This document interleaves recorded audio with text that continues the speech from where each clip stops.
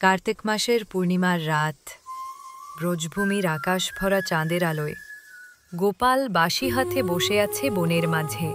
তার বাঁশির সুরে চারদিক ভরে উঠল মায়ায়। গোপীরা তাদের সব কাজ ফেলে কৃষ্ণের ডাকে ছুটে এলো। সেই রাতে শুরু হলো এক অলৌকিক নৃত্য, যেখানে কৃষ্ণ প্রতিটি গোপীর সঙ্গে একসাথে নৃত্য করলেন। এই নৃত্যই পরবর্তীতে পরিচিত হল রাসলীলা নামে। ভক্তি, প্রেম আর আত্মার মিলনের প্রতীক এই রাসলীলা থেকেই শুরু হয় রাসযাত্রা উৎসব। শ্রী চৈতন্য মহাপ্রভু যখন বাংলায় এই ভক্তির ধারা ছড়িয়ে দেন, তখন রাসযাত্রা মেলার রূপ নেয়।